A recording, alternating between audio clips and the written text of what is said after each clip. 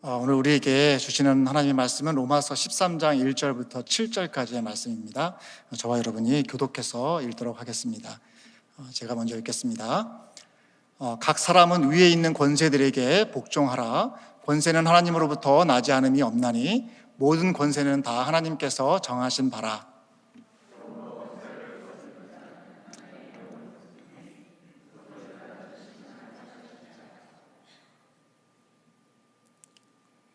다스리는 자들은 선한 일에 대하여 두려움이 되지 않고 악한 일에 대하여 되나니 내가 권세를 두려워하지 아니하려느냐. 선을 행하라. 그리하면 그에게 칭찬을 받으리라.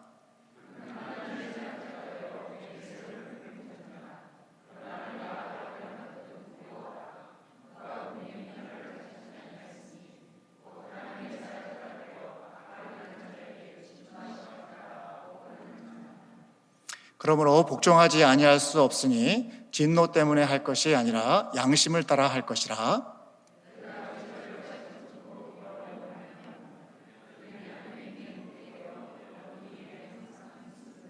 같이 읽겠습니다. 모든 자에게 줄 것을 주되 조세를 받을 자에게 조세를 바치고 관세를 받을 자에게 관세를 바치고 두려워할 자를 두려워하며 존경할 자를 존경하라. 아멘. 할렐루야. 여러분 사랑합니다. 네, 우리가 주의 이름으로 모였는데요. 모였을 때 그냥 옷깃만 스쳐 지나가지 않고요. 주 안에서 좀 같이 인사했으면 좋겠습니다. 옆에 있는 분한테 이렇게 인사했으면 좋겠습니다. 주님의 사랑으로 사랑합니다라고 이렇게 주님의 사랑으로 사랑합니다. 주님의 사랑으로 사랑합니다. 이른비가 며칠 동안 왔는데요. 가을비가 내렸습니다. 아마 죽어가는 잔디나 아니면 농작물 가운데는 굉장히 좀 이렇게 단비가 되었을 것 같은데요. 오늘 찬양에 가서도 그랬지만은 또 주시는 말씀을 통해서 우리 10년 가운데 주님의 은혜로 촉촉히 이렇게 좀 잠기는 그런 시간이 되었으면 좋겠습니다. 한 3개월 만에 제가 로마서를 갖고 여러분들 앞에 선 것 같습니다. 그래서 아무래도 3개월이 지났으니까 도대체 지금 어디쯤 가고 있을까 여러분이 다 이렇게 의아해 하실 거라고 생각이 들어서 잠깐 복습을 하고 오늘 본문 말씀 속으로 들어가도록 하겠습니다. 여러분 잘 아시다시피 로마서는 크게 두 부분으로 되어 있는데요. 1장부터 11장까지는 교리 부분이고요. 12장부터 마지막 장까지는 실천 부분이라고 이렇게 되어져 있습니다. 우리가 그간에 교리 부분은 다 했고요. 최근 들어가지고 이제 실천 부분 로마서 12장부터 보고 있는데 12장에 처음에 시작할 때 어떻게 시작하냐면은 우리의 몸을 하나님이 기뻐하시는 거룩한 산제사로 드리라라고 시작을 합니다. 그러니까 하나님과의 관계 가운데에서 우리가 실천해야 할 부분이 무엇인가를 먼저 이렇게 말씀하셨고요. 그 다음에 은사에 대한 이야기를 하시면서 은사 다음에 사랑에 대한 얘기를 하십니다. 그래서 이 로마서 12장이 어떻게 보면은 로마서에 있는 사랑장이다라고 은사장이다라고 제가 말씀을 드렸었습니다. 그래서 우리에게 은사를 주시는 것도 왜 주시냐면 우리 가운데 사랑을 실천하라고 하나님께서 우리에게 은사를 부으시는 것이 하나님을 향하여서 또 그리고 이웃을 향하여서 성도들을 향하여서 또 세상을 향하여서 사랑을 실천하라고 은사를 주심을 보았고요. 특별히 이제 우리가 하나님의 사랑을 나타내야 될 대상들에 대해서 조금씩 봤습니다. 첫 번째는 믿음의 가족들에게는 우리가 사랑을 어떻게 표현할지 봤고요. 그 다음에 본 게 뭐냐면은 여러 모양의 사람들에게 우리가 어떻게 사랑을 나타낼 것인가. 그 여러 모양의 사랑 가운데는 원수도 있었고요. 우리를 박해하는 사람도 있었고요. 또 그리고 비천한 사람도 있었고 즐거워하는 사람도 있고 우는 사람도 있고 또 그리고 모든 사람에게 우리가 그리스도의 사랑을 어떻게 나타낼 것인가에 대해서 우리가 지난 시간에 살펴보았습니다. 근데 이제 오늘은 주신 말씀이 어떻게 시작을 하냐면은 13장 1절 말씀에 각 사람은 위에 있는 권세들에게 복종하라라고 이렇게 시작을 하고 있습니다. 사도 바울께서 사랑에 대해서 이야기하시는데 갑자기 주제를 좀 트는 것 같은 그런 느낌이 들어요. 왜냐하면 각 사람은 위에 있는 권세들에게 복종하라라고 얘기를 합니다. 사랑 얘기를 하다가 왜 갑자기 복종 얘기를 할까라고 많이들 의아해들 하십니다. 그런데 조금만 자세히 살펴보면은 이게 다른 게 아니구나. 바로 국가에 대해서 우리가 나타낼 사랑이 무엇인가에 대해서 우리에게 알려주는 것이다 라는 것을 발견하게 됩니다. 먼저 로마서 19장 9절을 보시면요. 로마서 19장 9절에 보면 사랑에는 거짓이 없나니 악을 미워하고 선에 속하라. 이 말씀은 바로 13장 바로 전에 있는 그 사랑에 대해서 말씀하시는 거 시작하는 그 부분입니다. 그러면서 13장 10절 말씀, 우리가 읽은 본문부터 3절 뒤에 본문인데요. 보면 사랑은 이웃에게 악을 행하지 아니하나니 그러므로 사랑은 율법의 완성이니라 라고 하시면서 분명히 지금 로마서 12장과 13장은 사랑에 대해서 이야기하고 있다라고 하는 것을 우리가 알 수가 있습니다. 그런데 그 중간에 지금 뭐가 껴있냐면은 권세들에게, 세상 권세들에게 복종하라라고 하는 말씀이 끼어져 있는 것이죠. 여러분, 이 권세가 무엇인가요? 딱 다가오시죠? 바로 세상의 권력을 갖고 있는 국가와 정부를 뜻하는 것입니다. 그러니까 세상의 국가와 정부를 향하여서 복종하라라고 하는 것이 어떻게 그 국가에 대해서 또 세상의 나라에 대해서 하나님의 사랑을 나타내는 것인가 라고 하는 것을 저 여러분이 살펴보면서, 사실 저도 그렇고요, 신앙생활을 하다 보면은 대부분의 관심이 처음에는 다 개인에게만 있습니다. 나에게만 많이 쏠려 있어요. 하나님의 복이 나한테 어떻게 들어오는지, 하나님의 은혜가 나한테 어떻게 작용하는지 거기에 많이 쏠려 있습니다. 그러다가 조금씩 좀 신앙에 성숙하게 되면은 주변 사람을 보게 되죠. 가족, 주변에 있는 자녀들과 배우자를 보게 되고, 또 그리고 교우들을 보게 됩니다. 그러면서 그 사이에서 하나님께서 우리 사랑을 어떻게 부어주시는지, 어떻게 그들에게 하나님의 사랑을 나타낼 것인지 나아갑니다. 또 그러다가 이제 국가 정도 얘기를 하면은 좀 굉장히 멀게 느껴집니다. 국가 정도 하면은 멀게 느껴져. 또 세계 하면 또 더 멀게 느껴지죠. 근데 오늘 바울 사도께서는 오늘 본문 말씀을 통해서 우리 시선이 나에서부터 시작해서 이제는 좀 더 밖으로 더 펼쳐져야 되는 것을 우리에게 얘기해 주고 있습니다. 가정을 넘어서, 교회를 넘어서 우리가 살아가고 있는 이 사회, 그리고 국가를 향하여서도 분명히 그리스도의 사랑은 이렇게 나타나야 된다라고 하는 것을 우리에게 보여주고 있는 것입니다. 이 부분을 한 4가지 정도로 여러분과 간략하게 좀 같이 나누는 시간이 되었으면 좋겠습니다.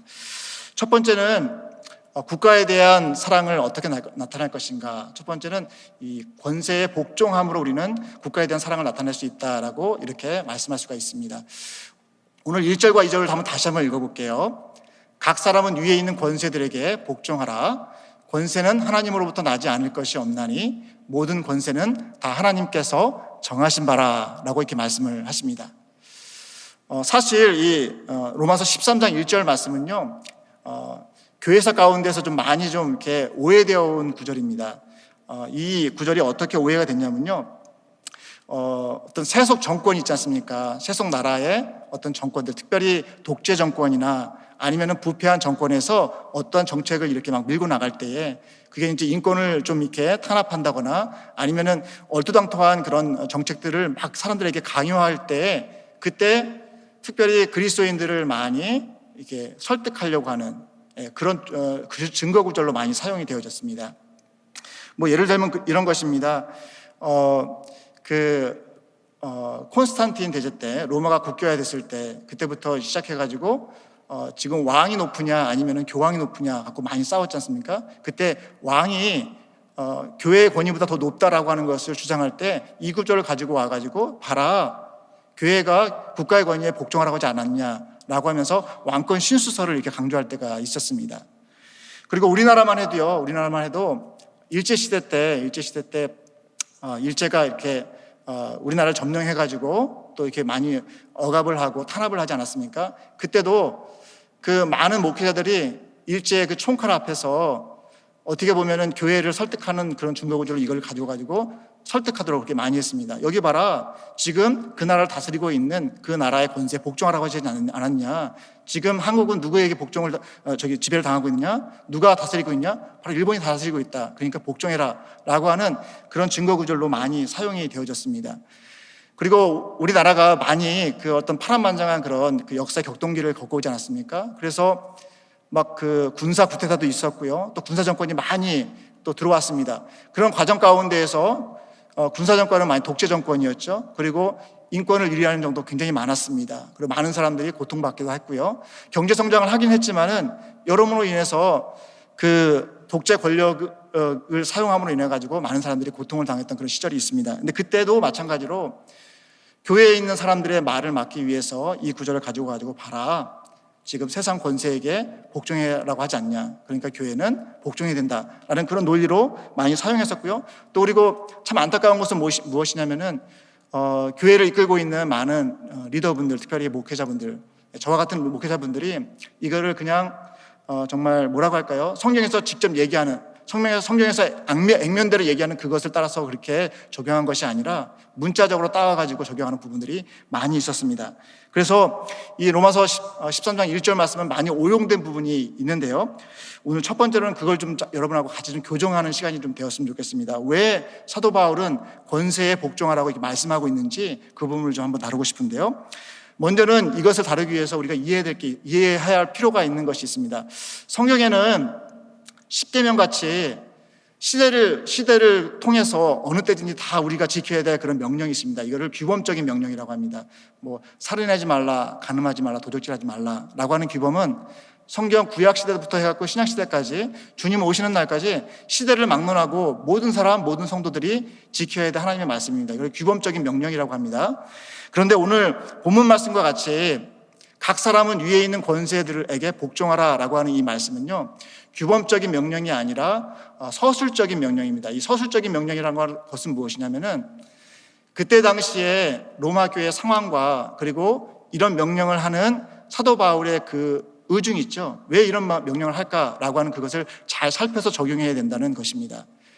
그래서 이 위에 있는 권세들에게 복종하라를 규범적인 명령으로 사용하잖아요. 그러면은 과거에 일어났던 그런 오류를 우리가 범하는 것입니다.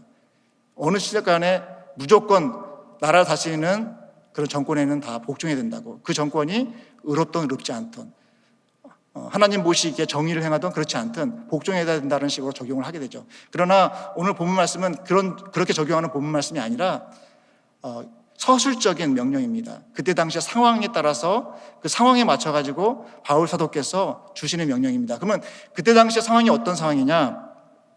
여러분, 이 로마서는 로마 교회에 보내는 편지죠. 그렇지 않습니까? 로마 교회에 이 편지를 수신하는 사람들은 대부분 유대인 그리스도인이었습니다. 그리고 유대인들은 당시에 로마의 정치적인 속국이었죠. 식민지였지 않습니까? 그렇기 때문에 그리스도인이라는 것 때문에도 그렇지만은 유대인이라고 하는 그것 때문에 로마로부터 굉장히 탄압을 많이 받았습니다.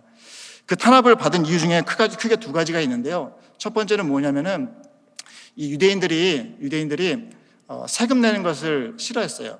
왜냐하면은 자기들 성전세는 잘 내었거든요. 성전에 내는 세금을 잘 내면서 이 로마의 세금은 웬만하면 안 내려고 굉장히 애를 썼습니다. 그리고 세금이 너무나 과하다 보니까 도저히 못 살겠다라고 하면서 봉기를 많이 했어요. 민중 봉기를 많이 했습니다. 막 그 게릴라전을 펼치면서 마치 그 젤로 시몬과 같이 어떤 그런 운동들을 많이 했습니다. 근데 이게 로마가 보기에는 굉장히 안 좋게 보였거든요. 이 로마의 정권에 도전하는 것 같이 보였습니다. 그래서 로마가 유대인들을 많이 핍박을 했고요. 또 한 가지는 아우구스투스 황제 때 로마가 황제 숭배를 주장하게 됩니다. 그 주변에 있는 식민지에 있는 사람들에게 황제를 숭배하라는 명령을 내립니다. 그런데 유대인들은 유일신 사상을 갖고 있잖아요.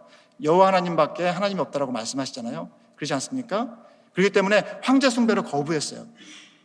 그래서 황제 숭배를 거부하고 또 그리고 로마에 세금 내는 것을 거부했기 때문에 특별히 다른 민족들보다 유대인들을 로마가 많이 핍박을 했습니다. 그러다 보니까 상황이 어떻습니까? 유대인이 보기에는 이 로마라고 하는 나라는 철천지 원수인 거예요. 마치 우리가 그 일제 때 한국 사람에게 있어서 일본이 철천지 원수인 것 같아 비슷한 그런 상황입니다. 그런 상황 가운데 있는 로마 교회에게 지금 편지를 하고 있습니다. 그 다음에 또 한 가지, 사도 바울은 그런 상황에 있는 로마에 가서 로마를 거쳐가지고 서바나, 즉 스페인까지 가가지고 복음을 전도하려고 그래요. 이 사도 바울은 하나님께 받은 그 복음을 땅끝까지 그 복음을 전하려고 합니다. 그런데 상황을 보니까 지금 유대 사회 가운데서는 많은 그런 그 정치적인 그런 불안정함이 있습니다.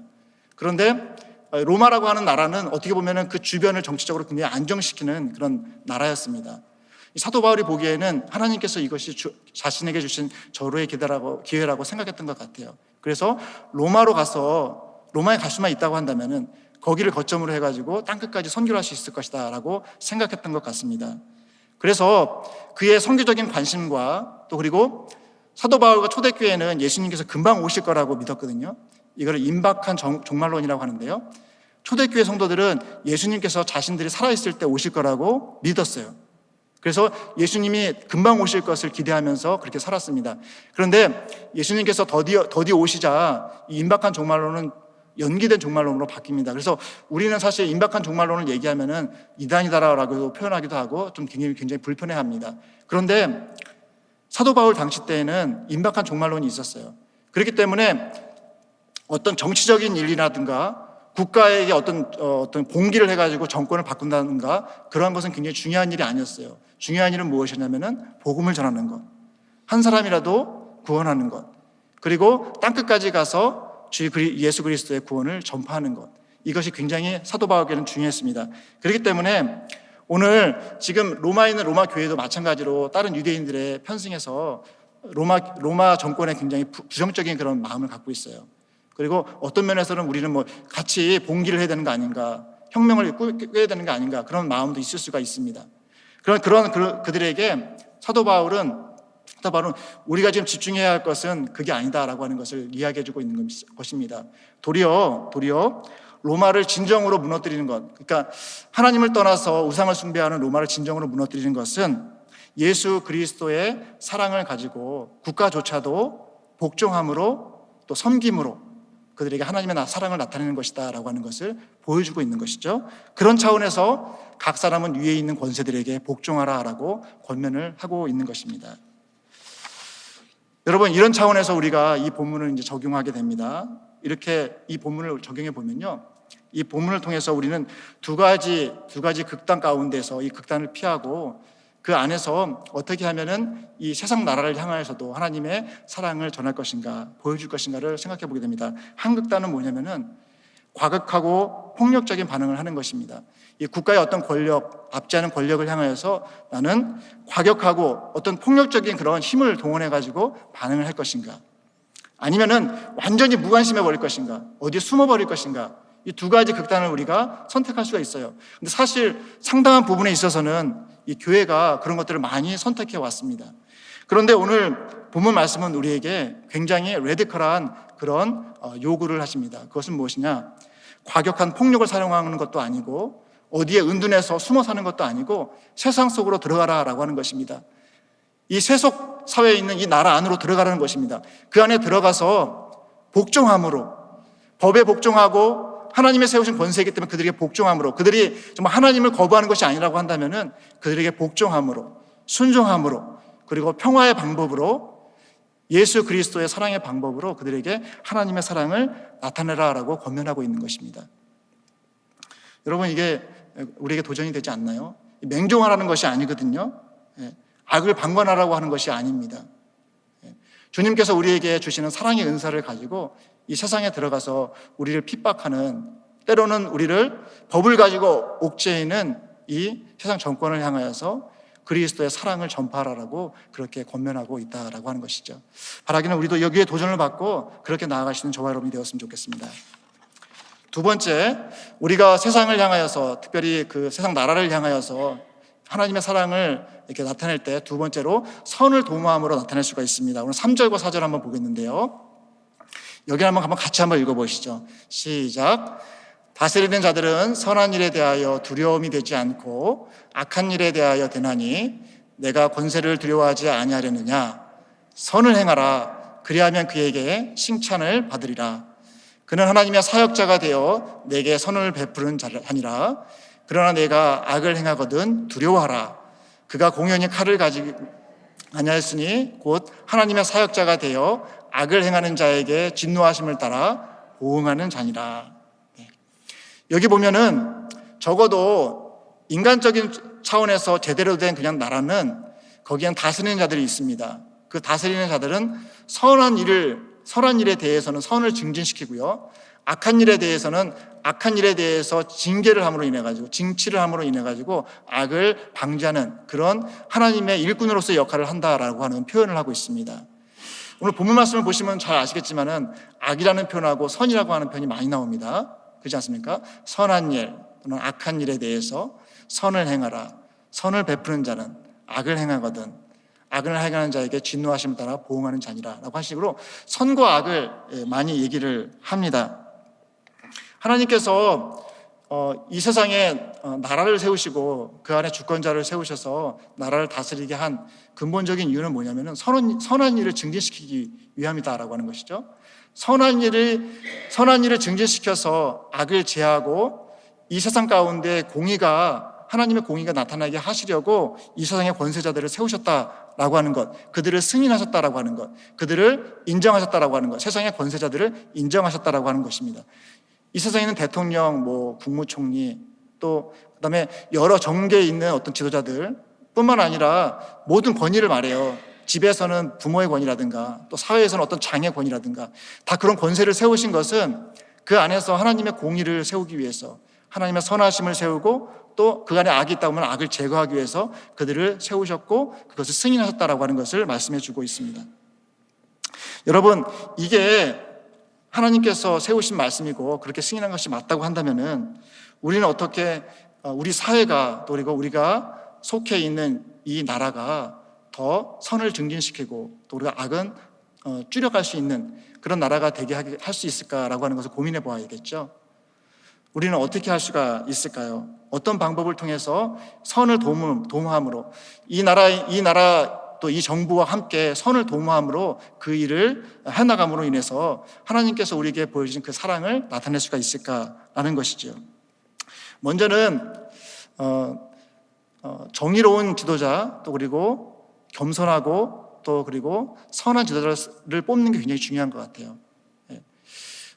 조금 있으면 미국에 중간선거가 있습니다. 그 중간선거 때 연방하원은 435명이 선출이 되고 연방상원은 35명 그리고 주지사는 36명이 새로 선출된다고 합니다. 사실 저는 영주권자하고 사실 그 선거권이 없어요. 근데 우리 중에는 시민권자셔서 선거권이 있는 분들이 계실 거예요. 내가 직접적으로 선거를 할 수 있든 투표를 해가지고 선출할 수 있든 어떤지 간에 일단은 관심을 갖는 게 중요하다고 생각이 들어요. 이 땅 가운데, 이 나라 가운데 선한 지도자가 세워질 수 있기를 위해서 기도하고 관심을 갖는 것이 굉장히 중요하다 생각합니다. 그리고요, 더 나아가서는 그렇게 세워질 수 있도록 직접 참여하는 것이죠. 그리고 기도하는 것입니다. 무엇보다도 그 큰 힘이 되는 게 바로 기도잖아요. 우리가 매월 중보기 될 때마다 기도하고 있는 내용이 있는데 바로 그와 같은 것입니다. 이 나라의 민족 가운데 정말 하나님께서 원하시는 겸손하고 선한 지도들이 세워지게 되어달라고 매달마다 끊이지 않고 기도를 하고 있거든요. 근데 사실 그 기도 제목 가지고 매주 또 기도회 모임 때마다 기도하는 걸로 제가 알고 있어요. 참 잘하는 것이라 생각이 되고요. 또 그리고 우리 개인도 마찬가지로 이 세상에 좀 관심을 갖고 기도할 필요가 있다라고 하는 것입니다.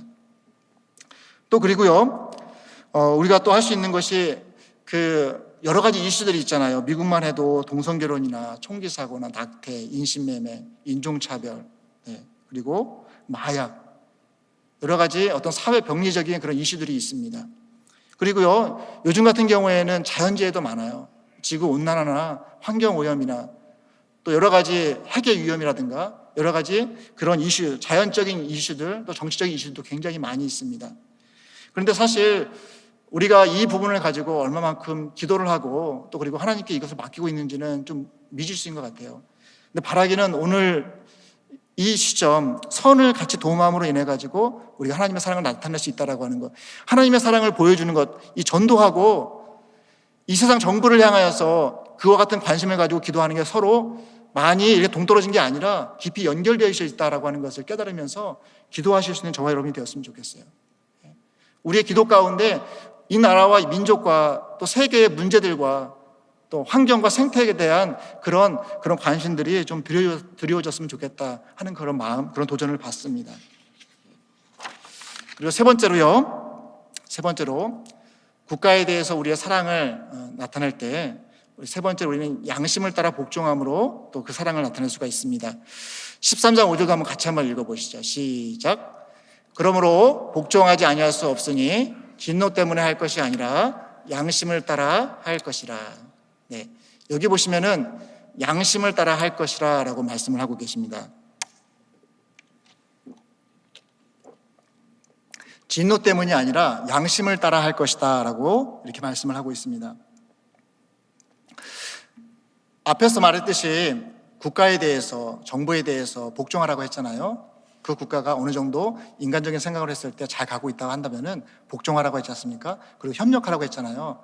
그런데 만약에 우리가 살아가고 있는 이 나라, 또 이 정부가 만약에 부패했다면은, 악을 행하고 있다면은, 하나님 보시기에 불의를 행하고 있다라고 하면 그때 우리는 어떻게 해야 되냐 하는 것입니다.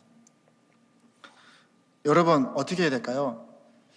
그런 적이 있었어요. 사실 우리 그 한국만 해도요, 지금은 다 밝혀졌어요. 군사정권 때 많은 불의가 있었다는 거 다 밝혀졌습니다.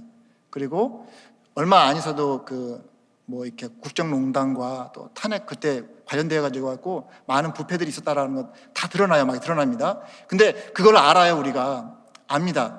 그럼에도 우리는 맹목적으로 오늘 말씀을 본문 말씀 그대로 그냥 문자적으로 받아가지고 그냥 맹목적으로 그렇게 복종할 것인가? 만약에 국가와 정부가 불의를 행한다면, 하나님 앞에서 불의를 행하고 있다라고 한다면 그때 우리는 어떻게 반응하는 것이 맞느냐라는 것이죠. 그때 주시는 말씀이 바로 오늘 이 말씀입니다. 양심을 따라 복종하라라고 하는 것이죠. 양심을 따라 복종하라는 것입니다. 교회사를 통해서 교회가 그런 일들을 많이 겪었습니다. 그래서 우리의 믿음의 선배들은 이러한 경우에 나름대로 원리를 좀 이렇게 정립을 했어요. 그 정립 원리를 어떻게 표현하냐면은 시민 불복종의 원리라고 이렇게 표현을 합니다. 시민 불복종의 원리. 그러니까 그리스도인이 어느 나라의 시민으로 살 때 그 나라가 법에도 배치가 되고 하나님을 향해서도 불의를 행한다고 한다면은 우리는 불복종할 수 있는 권리가 있다라고 하는 것을 표현했어요.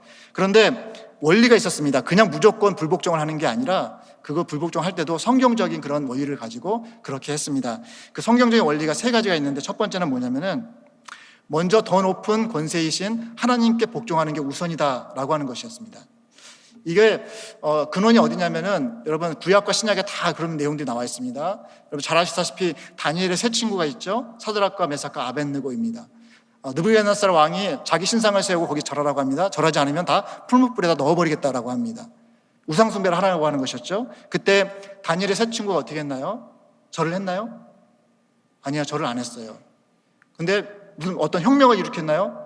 어떤 무력 항쟁을 했나요? 그러지 않았어요. 그냥 아무 말도 하지 않고 불복종을 했습니다. 왜 불복종을 했냐면은 그것은 분명히 이 세상에 있는 권세보다 높으신 하나님의 명령을 어기는 것이기 때문에 그렇게 한 것이죠. 신약에 오시면은 사도행전 4장에 보시면은 유대 관원들이 사도들 잡아다가 너희들 더 이상 예수 그리스도의 복음을 전하지 말라라고 으름장을 놓습니다. 다시 그 복음을 전하면은 가둬버리겠다라고 이렇게 겁을 줍니다. 그런데 어떻게 했습니까? 그 유대 관원들이 그렇게 하니까 그 말에 순종했나요? 그러지 않았어요. 베드로가 이렇게 대답을 합니다. 하나님 앞에서 너희 말을 듣는 것이 하나님의 말씀 듣는 것보다 옳은가 판단하라. 우리는 듣고 보고 들은 바를 전하지 않을 수 없다라고 담대하게 그렇게 외치면서 불복종을 합니다. 어떤 무력적인 그런 시위를 한 게 아니라 국가에서 이거는 하나님의 뜻에 완전히 배치되는 거예요. 하나님의 정의도 배치되는 거예요. 그걸 요구했을 때는 불복종의 원칙을 적용해서 거기에 복종하지 않는 그 이유는 뭐냐면 하나님께 복종하는 것이 더 우선이기 때문에 그렇게 적용을 했고요. 두 번째는 시민 불복종의 권리를 행사할 때 또 다른 근거는 뭐였냐면 비폭력이었습니다. 비폭력. 목적이 수단을 정당화할 수 없다라고 하는 것이 그들의 큰 근거였어요. 목적을 이루기 위해서 어느 수단인지 다 사용할 수 있다라고 하는 것이 아니었어요. 왜냐하면 성경에 보면 우리 예수님도 그렇게 안 하시거든요. 예수님도 이 세상에서 구원을 이루실 때 철저하게 비폭력을 사용하셨어요. 그리고 그 군사들을 몰고 왔을 때 도끼하고 망치를 들고 오니까 베드로가 칼을 들어가지고 그 종의 귀를 자르잖아요. 그때 칼로 일어서면 칼로 망한다고 하시면서 폭력을 사용하지 말라고 하시잖아요. 그게 우리 주님의 기본 원리셨거든요. 그것을 우리의 선배들은 따라갔습니다. 그래서 절대로 폭력을 사용하지 않고 불복종한 그런 원리를 따라갔고요. 그 다음에 세 번째는 이 저항이라고 하는 것, 반항이라고 하는 것, 이것 자체가 목적이 되지 않게끔 굉장히 조심했습니다. 이런 건 뭐냐면은 이렇게 반항을 하고 항쟁을 하다 보면은 항쟁이 꼭 있어야 된다고 하는, 항쟁이 없으면은 이렇게 막 반항하고 투쟁이 없으면은 신앙생활 제대로 안 한 것 같이 그렇게 느낄 때가 있어요. 이게 이제 운동권에서 이렇게 신앙생활하는 분들이 많이 그러거든요. 그렇지 않은 교회는 교회도 아니라고 많이 얘기하는 게 그런 이유 때문입니다. 근데 우리의 믿음의 선배들은 저항을 할 때, 또는 이 세속의 권력이 부패한 권력을 향해서 반항을 할 때 저항을 위한 저항을 하지 않았어요. 저항 자체가 목적이 되지 않게 하려고 굉장히 노력을 했습니다. 이 세 가지, 양심을 따라 복종함, 이것도 어떤 차원에서 보면은 하나님의 사랑을 국가에게 나타내는 부분입니다. 그때 우리 선배가 적용했던 이 시민 불복종의 원리를 우리도 따라가는 게 굉장히 지혜로운 길이라고 생각이 됩니다. 하나님께 복종하는 것이 최우선이고, 그리고 비폭력적이고, 그리고 저항 자체가 목적이 되지 않게 하기 위해서 이렇게 조심했던 그런 부분들을 우리도 함께 이렇게 가질 수 있는 저와 여러분이 되었으면 좋겠습니다. 네 번째, 마지막으로 우리가 국가에 대한 사랑, 그리스도의 사랑을 나타낼 때의 방법 중에 하나가 마지막이 납세의 의무를 다하는 것입니다. 6절을 같이 한번 읽어보겠습니다. 시작. 너희가 조세를 바치는 것도 이로 말미암음이라. 그들이 하나님의 일꾼이 되어 바로 이 일에 항상 힘쓰느니라 라고 합니다. 여기 보시면은 조세를 바치는 것도 이로 말미암음이라 라고 하면서, 왜 조세를 바치느냐, 바로 조세를 바치는 건 뭐냐면은 나라가 돈이 있어야지, 재원이 있어야지 그 재원으로 선한 일도 하고 악한 일도 제지하고 그런 걸 할 거 아니에요. 치안도 하고 질서 지키고 그렇게 할 거 아닙니까? 그렇기 때문에 조세를 바치는 게 마땅하다라고 하는 것을 이야기하는 것입니다. 그래서 모든 자에게 줄 것을 주되 조세를 받을 자에게 조세를 바치고 관세를 바칠 자에게 관세를 바치라라고 이렇게 말씀을 하고 있습니다. 권면해주고 있습니다. 이것이 국가에 대한 하나님의 사랑을 나타내는 한 방편이다라고 우리에게 말씀하시는 거예요.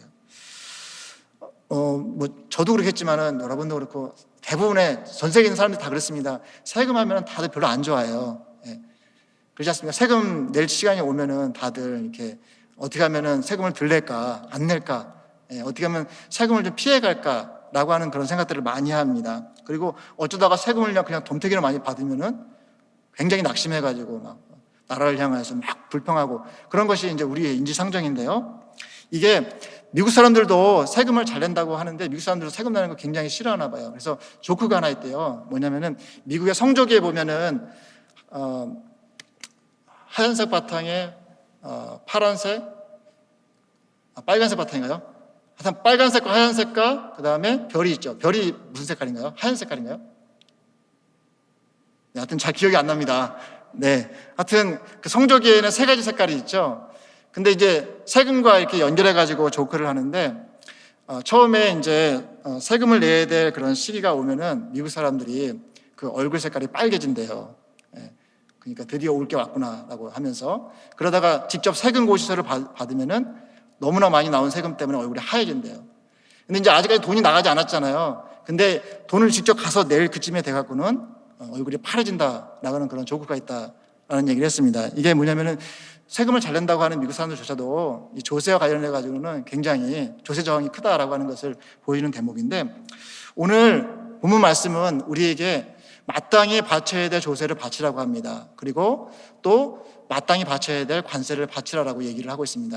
근데 이 이면에는 헌금을 드리는 원리와 비슷한 게 같이 있어요. 그러니까 뭐냐면은 헌금을 드릴 때와 같은 마음을 가지고 조세를 낼 때도 그와 같은 마음을 가지고 조세를 내게 되면은 우리가 하나님의 사랑을 나타내게 되고 또 그것이 우리에게 복되다라고 하는 것을 우리에게 암시적으로 보여주고 있습니다. 왜냐면은 말씀에서 우리 하나님은 즐겨내는 자를 사랑하신다고 하셨잖아요. 그렇지 않습니까? 네, 그리고 주는 것이 받는 것보다 복되다라고 말씀을 하셨어요.